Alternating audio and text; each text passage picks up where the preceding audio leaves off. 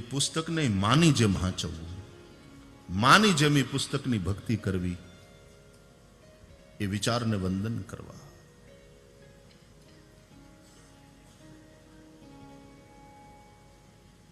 તો ગીતા પણ માં છે, કથા માં છે, આ બધા ગ્રંથો માં છે.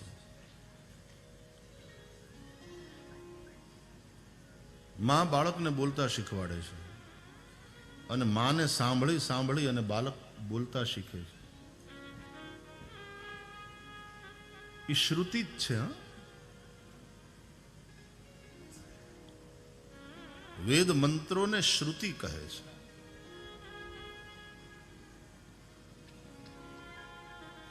વેદનું એક નામ છે અનુશ્રવ. આ બહુ શબ્દ સરસ છે, અનુશ્રવ. કેમ? ગુરોરુચ્ચારણાનંતરમ શ્રયતે ઇત્યનુશ્રવો વેદ. ગુરુ બોલે, શિષ્ય સાંભળે. સાંભળી સાંભળીને મંત્રોને યાદ રાખવાના હોય છે. માં બોલે અને બાળક કેટલી વાર બોલો બેટા, માં, દાદા, દાદા. આ શ્રુતિ જ છે બાળકને માટે. એ સાંભળીને યાદ રાખે છે.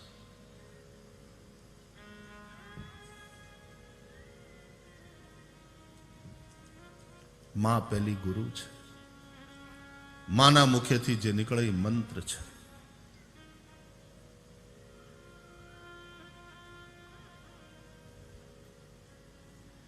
તો સંસ્કાર દાત્રી માતાની વંદના કરવાની વાત ભદ્રાયુભાઈએ કરી. મહત્વપૂર્ણ વાત છે. જન્મદાત્રી પણ જ્યાં સુધી સંસ્કાર દાત્રી ન બને ત્યાં સુધી માની મૂર્તિમાં કશું ખૂટે છે.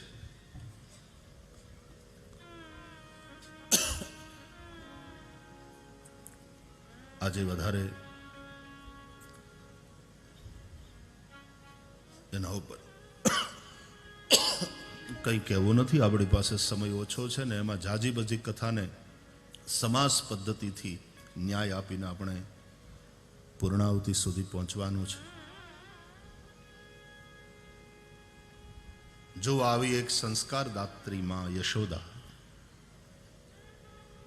એના ખોળામાં રમતા રમતા કૃષ્ણ અને બલદાવ, રોહિણી અને યશોદાના ખોળામાં રમતા રમતા કાલેન વ્રજતાલ્પેન ગોકુલે રામ કેશવ જાનુભ્યામ સહ પાણીભ્યામ રિંગમાણવ વિજહરતુ.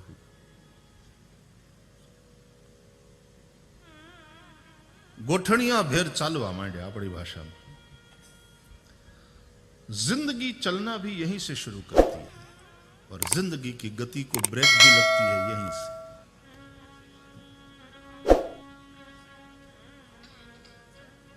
ये जिंदगी की सच्चाई है. जानुभ्याम सह पाणिभ्याम रिंगमाणव. પછી કોઈ વસ્તુનો ટેકો લઈ અને ઊભા થતા શીખ્યા. પછી માનો કે બાવાનો હાથ ઝાલી અને ચાલતા શીખ્યા. અને પછી કોઈ આધાર વિના ચાલતા, પછી તો દોડતા શીખ્યા. પરબ્રહ્મ પરમાત્માની પ્રગતિ જુઓ. એનું પ્રગતિ પત્રક હશે ને જ્યારે અવતાર લઈને આવે ત્યારે. એનું પ્રગતિ પત્રક છે. અને એમાં જ મજા છે ને લીલાની. બાકી તો એ જેની કૃપાથી મુકમ કરોતી વાચાલમ, જે મૂંગાને વાચાળ કરે, એને બોલતો કરે, એને બોલતા ના આવડે ને એને યશોદા બોલતા શીખવાડે. આ લીલા માધુર્ય છે. પંગુમ લંઘયતે ગિરિમ, જેની કૃપાથી પાંગળા પર્વત ઓળંગે, એને હાલતા ના આવડે ને એને ચાલતા માં શીખવાડે. ભક્ત આગળ ભગવાન અસમર્થ થઈ જાય છે. ભક્ત આગળ સર્વતંત્ર સ્વતંત્ર પરમાત્મા ભક્તને આધીન થઈ જાય છે. અહમ ભક્ત પરાધીન હ્યસ્વતંત્ર ઇવ દ્વિજ. સાધુભીર્ગ્રસ્ત હૃદયો ભક્તૈર ભક્ત જનપ્રિયા. આમાં જ લીલાનું માધુર્ય છે.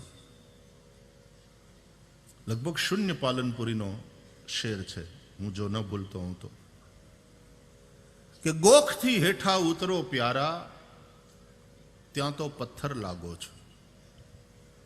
ગોખથી હેઠા ઉતરો પ્યારા, ત્યાં તો પથ્થર લાગો છો. તમે માનવ રૂપ ધરો છો ત્યારે કેવા સુંદર લાગો છો. તમે માનવ રૂપ ધરો છો ત્યારે કેવા સુંદર લાગો છો. અને ડાઈ ડમરી વાતો શોભે નહીં પ્રણયની ભાષામાં. ડાઈ ડમરી વાતો શોભે નહીં પ્રણયની ભાષામાં. તમે કાલું ઘેલું બોલો ત્યારે કેવા સુંદર લાગો છો. ગોખથી હેઠા ઉતરો પ્યારા, ત્યાં તો પથ્થર લાગો છો. તમે માનવ રૂપ ધરો છો ત્યારે કેવા સુંદર લાગો છો. ચાલતા શીખ્યા, દોડતા શીખ્યા, સખાઓની સાથે રમવા જાય છે. અને પછી સુખદેવજી વર્ણન કરે છે કે ફરિયાદો આવવા લાગી ગોપીઓની. કનૈયાને ઉધમ મચાયા ગોકુલમાં. વત્સાન મુંચન ક્વચિદ સમયે ક્રોશ સંજાત હાસઃ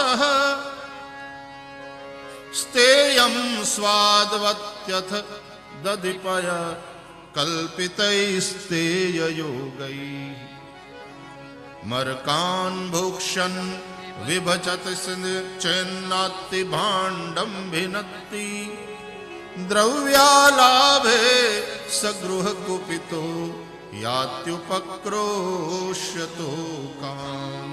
વત્સાન મુંચન ક્વચિદ સમયે ક્રોશ સંજાત હાસઃ.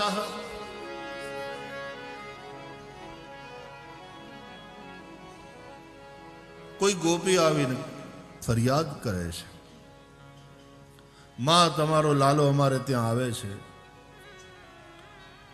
ગાય દોવાનો હજી સમય ન થયો હોય ત્યાંય વાછરડાને છોડી મૂકે. વાછરડા જઈને બધું દૂધ પી જાય ગાયોનું. અમે દોવા જઈએ એટલે ક્યાંય નથી રહેતું, કઈ નથી રહેતું. વત્સાન મુંચન ક્વચિત અસમયે.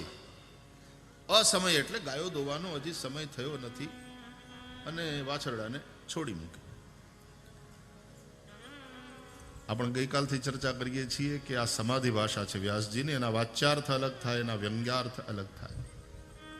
વત્સાન ક્વચિત અસમયે મુંચન. વત્સનો અર્થ વાલા એવો પણ થાય. ગુરુ પોતાના શિષ્યને વત્સ કહીને સંબોધે. પ્રિય જે છે, ભગવાનને જે પ્રિય છે, ભગવાનને જે વાલા છે, એ ભગવાનના ભક્તો.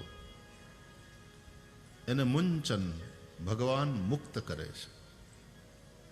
संसार के जिस भी खूंटे से वे बंधे हो छुड़ाते हैं कृष्ण। एक दुकान नो खीलो, एक अपना घर नो खीलो, परिवार नो, एक कीर्ति नो खीलो, संपत्ति नो खीलो, आवा बधा जुदा जुदा खीले આપણે મોહની રસ્સીથી બંધાયા છીએ અને કૃષ્ણ આવીને ત્યાંથી આપણને છોડાવે છે,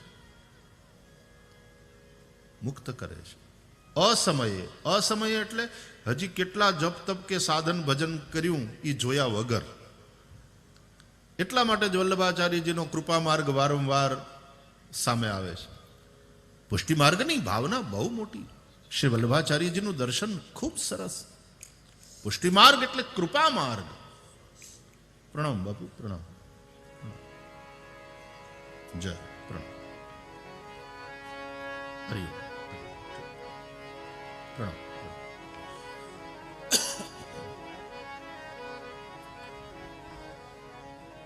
બાકી તો તમે સાધન ભજન કરો અને જ્ઞાનની ઊંચાઈએ પહોંચો અને તમે મુક્ત થાવ, એ તો તમારી કમાણી કહેવાય, એની કૃપા નહીં.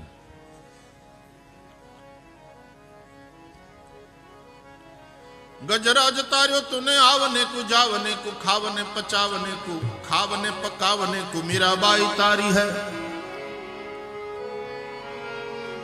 નરસિંહ મહેતા કો તાર્યો વ્યવહાર ચલાવને તું. આવું એક કવિનું પદ છે. એ ભગવાનને છેડે છે. અને આવો છેડછાડનો સંબંધ ભક્ત ભગવાનની વચ્ચે હોય કે તું બધાને તારે છે એમ કેતો ફરે છે, પણ તારી પોલ મેં પકડી પાડી છે.